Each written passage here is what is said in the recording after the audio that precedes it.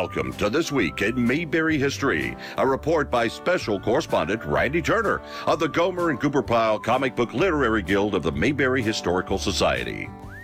On October the 3rd, 1960, what many consider the best television series ever made premiered.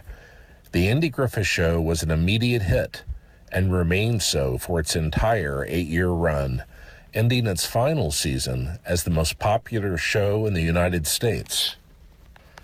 When contacted by Andy's talent agency that the well-known monologuist, Broadway, and film star was interested in television, Sheldon Leonard, with Danny Thomas, commissioned a script for an episode of The Danny Thomas Show that would also serve as a pilot. Now called a backdoor pilot, this was the first time that it had ever been done. At that time, shows had just one primary sponsor who had great control over the fate of a series. General Foods was the sponsor of The Danny Thomas Show. When they saw the pilot, which Andy filmed while on hiatus from the Broadway musical he was starring in, Destry Rides Again, they immediately greenlit the new series. Producers initially debated about which episode to use as the first. The Manhunt, in which the big city police force, who looked down their noses at Andy and Barney as country hicks only equipped to catch the occasional chicken thief, get their comeuppance when Andy cleverly captures the criminal they were hunting. But the new housekeeper established the familial relationship of Andy, Opie, and Aunt Bee, and was centered on Opie's inability at first to accept Aunt Bee into his life. Aunt Bee also appeared briefly in The Manhunt, but could easily have been written out in order to allow for her introduction in a second episode. The decision was made to open with the new housekeeper. In fact, the producers decided to open each new season with an episode that centered on Opie, just as the series' first episode had. Thus, season openers included classic episodes such as Mr. McDeevy and Opie the Birdman.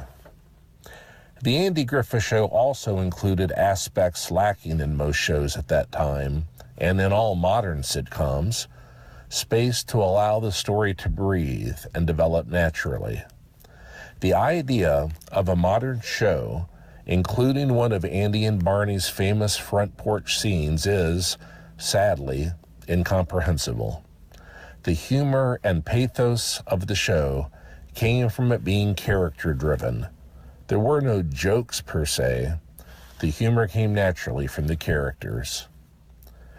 The well-written series masterfully built a sense of Mayberry as a real community, partially because it was shot with a single camera like a film, instead of the 3-camera method used to film in front of a live audience like I Love Lucy. The producers wisely encouraged writers to reference characters even if they weren't seen, resulting in fans often being shocked to realize that a character like Thelma Lou, who it seemed was as present as anyone else, was actually only in half a dozen of the 32 episodes per season, and in only 5 episodes of the 3rd season. The recent Mayberry Days Festival is a further reflection of the rarity of such a show. Yes, there are Star Trek conventions, but they are supported by a studio still making Star Trek films. Yes, there are some other festivals, but none that draw the numbers that an Andy Griffith Show festival does. So much of the Mayberry fan community is purely fan-driven out of a genuine love of the show. And the fellow fans you will encounter at the festivals are among the nicest you could ever hope to meet. Truly, it is not an understatement to say there will never be another series like the Andy Griffith Show. That's it for this week.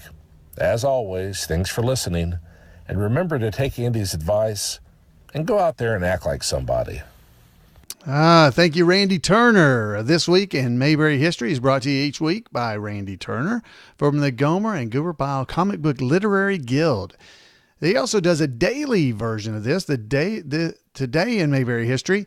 And if you want to make sure you don't ever miss one, you can send them an email at turnersgrade@gmail.com. Thank you so much, Randy, for doing this. Thank you every week for the entire year. You've been doing this for us, and we cannot thank you enough. Wow. It's always great to just have more Mayberry in our life. So thank you again, Randy, and thanks to everybody for being here, and we'll see you next time.